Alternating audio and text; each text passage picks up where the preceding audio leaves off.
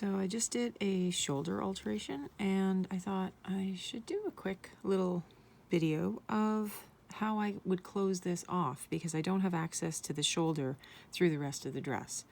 So basically I've made sure that the shoulders line up, and I'll be doing some hand sewing to finish it. So I'll be using a slip stitch, and I always try to hide my knot, and I can see where my machine stitching ended, and I'm just going to come in and do a nice small even slip stitch to pull the layers together back and forth. My stitches are about 3 to 4 millimeters apart, probably 1/8 of an inch for those who prefer 1/8 of an inch commentary.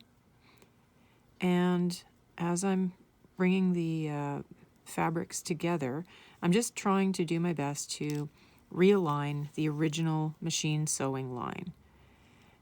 And when I get to the end, after having re-stitched the neckline seam, which is the seam that I'm working on, if you hadn't quite gotten there yet, this is the shoulder, this is the neckline.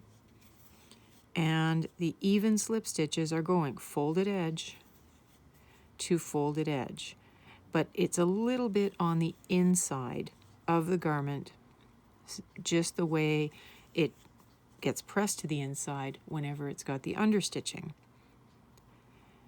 Now, I'm not going to worry about creating a knot where I come back together with the original machine stitching that I didn't have to undo, but I am going to now come over and switch to a back stitch to replicate the original machine stitching that created the understitch.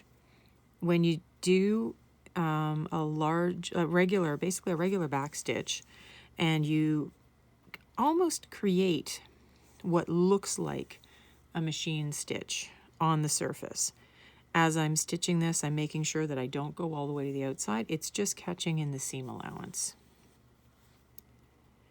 And again, my stitches are 3 to 4 millimeters, roughly replicating the original machine line. I'm trying to have it have that similar spacing. And every back stitch, I leave that little bit of space, and the long stitch is hidden in the seam allowance. And as I approach the seam, I know that there's some bulk that I have to be careful to make sure that the seam stays lying flat. But I'm still doing all of this finishing understitch in the lining layer. This particular design does not have a facing. It is self-lined at the neckline, but we definitely still want to have that understitch to keep everything nice and crisp on the outside. So even though this finishing is done by hand, because I'm replicating the look of the former machine sewing, it will sit the same way that the dress did before, except for it fits better now. And again, make sure that you're not actually stitching to the outside, that you're just doing that stitch on the seam allowance. So the lining into the seam allowance. And again, the idea is to do an alteration, an adjustment, some tailoring to bring the look back to as close to the original finish as possible.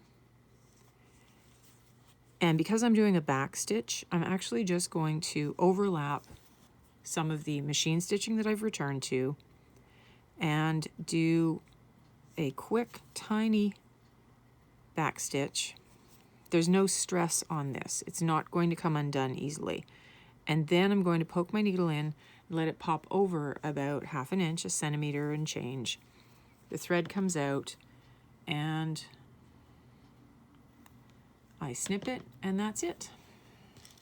I will be pressing this. I just haven't done that yet. But that's the readjusted shoulder line.